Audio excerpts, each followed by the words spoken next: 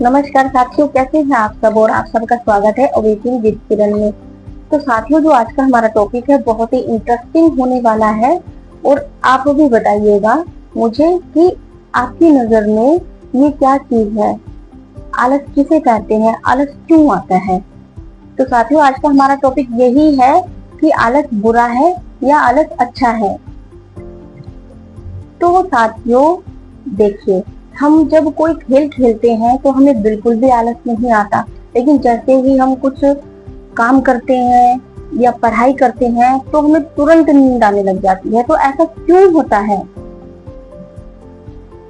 मेरा मानना ये है कि जो आलस होता है वो एक संकेत होता है कि अभी हमें इसके ऊपर की कोई चीज नहीं मिली है, अभी हमें इसके ऊपर का कोई काम ही नहीं मिला जो हमारे मन को एकदम भा जाए, जिसके लिए हम दिन रात जगकर मेहनत कर सके।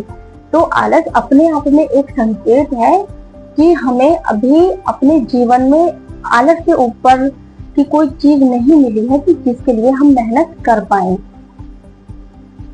सुबह उठने में हमें आलस आता है, लेकिन जब हमें कोई ट्रेन पकड़नी होती है या कोई फ्लाइट पकड़ने जाना होता है तो हम जल्दी उठ जाते हैं, जल्दी जल्दी सब काम हमारे खत्म हो जाते हैं, क्योंकि हमें लगता है कि वो हमारे लिए बहुत जरूरी है। जब हमें ये लगेगा कि कोई काम या कोई ऐसा जिससे हमारी लाइफ पे पॉजिटिव असर पड़ता हो कि वो हमारे लिए बहुत जरूरी है, तो मुझे लगता है आलस अपने आप ही छूट जाएगा। अब आलस को वैज्ञानिक नजर से भी देख लेते हैं। अब साइंस भी यही कहती है कि हमारा दिमाग हजारों साल पहले से ऐसे बना है कि वो ज्यादा से ज्यादा एनर्जी बचाए। यही वजह है कि जब कोई काम हमें बेमतलब लगता है तो दिमाग कहता है ऊर्जा क्यों खर्च करनी। और हाँ, रिसर्च ये भी बताती है कि डोपामाइन जैसे खुशी वाले केमिकल जब कम होते हैं तो हमें काम में आनंद नहीं आता, आलस बढ़ जाता है। मनोवैज्ञानिक कहते हैं कि जब तक इंसान को काम में अर्थ न दिखे, आजादी ना मिले, संबंध न महसूस हो, तब तक अंदर से मोटिवेशन नहीं आता और आलस की स्थिति और व्यापक हो जाती है।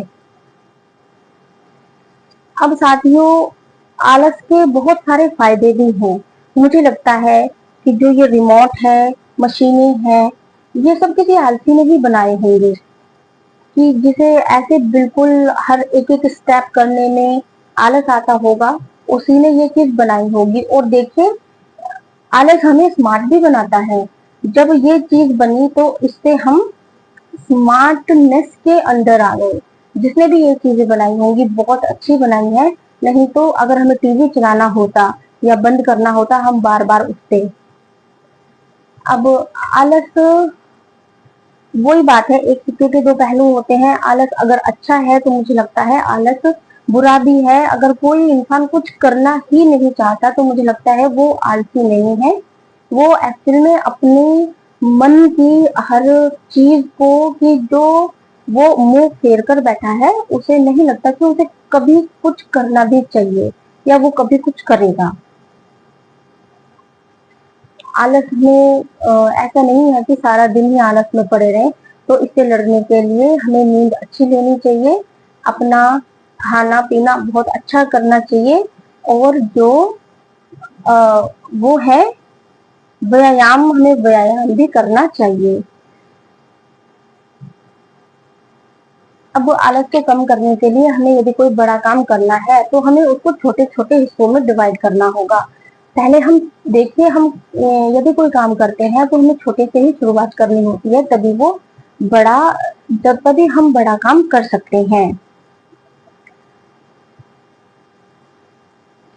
किसी काम में अपना प्रॉपर ध्यान लगाने के लिए हमें चाहिए कि हम अपने फोन को एक तरफ रख दें और जो हमारे फोन में नोटिफिकेशन वगैरह आते हैं उनको ऑफ कर दें। और देखिए, संगत का असर बहुत, वो कहावत है ना कि खरबूजे को देखकर खरबूजा रंग पलटता है। तो देखिए, संगत का असर बहुत बड़ा होता है। हमें अपने पास से नेगेटिव चीजों को हटा देना चाहिए, या जो लोग नेगेटिविटी के अंदर ज्यादा घुसे हुए होते हैं हमें उन पर ध्यान नहीं देना चाहिए। लेकिन मेहनत भी कोई चीज होती है, यदि हम मेहनत करेंगे तो हर चीज हमारी सफल होगी। हो सकता है वो जल्दी ना हो, लेकिन होगी जरूर एक दिन, हो सकता है थोड़ा सा टाइम भी लग जाए।